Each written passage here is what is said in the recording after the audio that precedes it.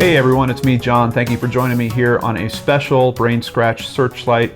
This is an update to the missing DC teens case that I talked about on JohnnyVlogs live last Friday, or earlier this week. You might have caught it released on the channel. If you haven't, I'll have a link to it in the description box below so you can get brought up to date. But I did say in that video that I wanted to follow up on these cases, and I wanted to make sure that they were getting closed out as I kind of expected them to, considering the rate that the DC area usually has for missing people and how quickly those get closed out. So that's essentially what this video update is. I just wanted to share some new information with all of you. Now, if you did catch that video, you would have seen this list that I put together. And this came primarily from an article that I saw at Says I magazine that had listed these initial missing teens here.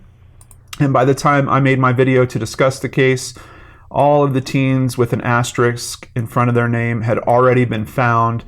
We could see that left 4 from there. And as of today, if we take a look at the DCgov website, it's actually mpdc.dc.gov. They have a page. I don't know if this page is new or if they're just promoting it a lot more now. What I noticed was I checked out their Twitter today, and anytime someone seems to mention the missing DC teens, they are referring them to this web page. And this web page includes information like the stats for missing people going all the way back to 2012. And basically, considering that we're a quarter into the year, you can see that the number of missing juveniles is very consistent with previous years. So there certainly isn't a spike, just to kind of reaffirm the information that we covered on JohnnyVlogs. However, what they also have down here, which is very cool, is they now have all of their total open cases listed right here.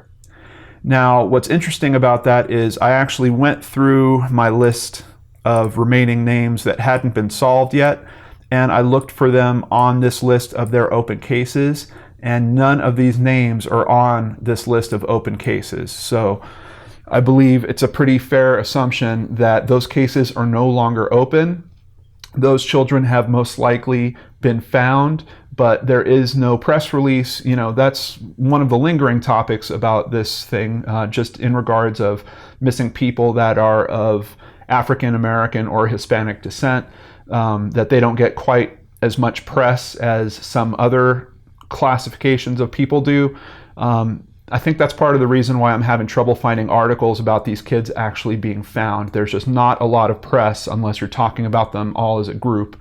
So unfortunately, I couldn't find very hard confirmation that they had been found, like literally just a posting of this person has been found, but they are no longer listed on the active cases, so I think it's a very safe assumption. And outside of that, there is some information here about how they handle it. Once a missing person has been located, the photo and flyer will be removed from the website as required to protect the individual's privacy. And once again, remember, we're dealing with teens here, and like I said in a previous video, I think they actually have probably some better privacy laws than most of us adults do. But because of that, that might be part of the reason why there isn't a whole lot of press that goes out when one of these teens is found. And in particular, you don't really get the details of what might have happened, where they might have gone, or anything like that. So we're not going to get the kind of neat, closed up summary that we do for some other cases that we review on this channel. But for that original list that I looked at Says I magazine, all those kids are now no longer open cases, we can at least say. Now, when I did the research, I also looked at several other articles, and I talked about this, how new names were kind of being added, and that my main conclusion was that at any particular time, it seems like DC has about 10 missing children. And if we look at the list here of their currently open cases, and by the way, this website is updated daily, we can see they're at 12 right now. So I think that assumption still holds firm, that as children are being found, there are other children that go missing, and it's always going to hover somewhere between 10 and 12 for children that are missing. Now, I did also promise, so I wanted to do this the right way. I was going to track the other kids that were mentioned in an article that was posted by Heavy.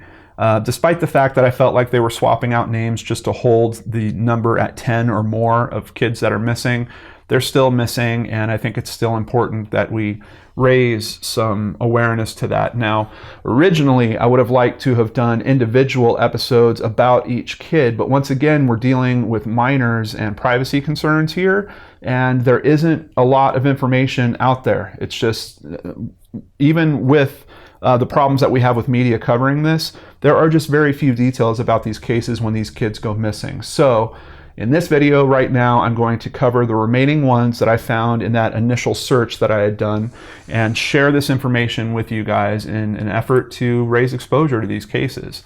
Clayton Carter is still missing. He was last seen in the 200 block of I Street Southeast on Saturday, January 11th, 2017. He's described as a black male, 6 foot 1 inch tall, 173 to 175 pounds, with brown eyes, black hair, and a medium complexion. They don't know what type of clothing he was last known to be wearing. Shania Boyd is still missing.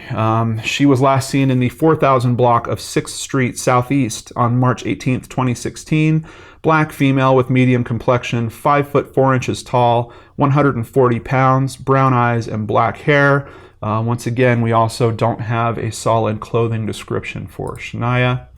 Zaire Flemings is also still missing. He's 15 years old. He was last seen Thursday, February 23rd, 2017 at 2 p.m.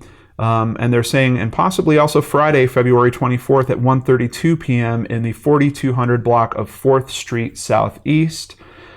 He's described as a black male, medium complexion, 5 foot 9, 160 pounds, brown eyes, and black hair. He was last seen wearing a blue-white jacket, blue jeans, and gray New Balance sneakers. Navaris L. Johnson, also still missing, 14 years old, who was last seen in the unit block of Galveston Street Southwest on Monday, February 27th, 2017.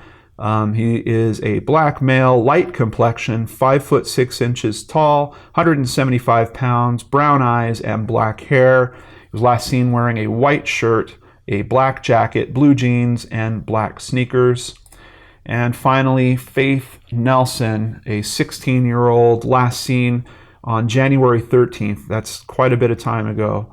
Faith left her residence at 7 a.m. in the 3500 block of Minnesota Avenue Southeast. She's described as a black female, medium complexion, 5 foot 2 in height, 120 pounds, with black hair and brown eyes. Her clothing description is unknown. And for these last few cases that we mentioned here, that period of time with them missing is starting to get a bit concerning to me. So I am going to keep an eye on these cases in particular and see if they close out. And I will do another update for all of you guys out there to let you know how this plays out. But I just wanted to share where this was with you. I know that many of you were interested in how this was coming out when we discussed it on JohnnyVlogs Live last week. So this is where it's at today. I'll be sure to do another update video when any of this changes. Thank you for checking this out and spending some time with me. I hope you're having a wonderful day. Take care, and I'll see you back here on the Lord and Arch channel.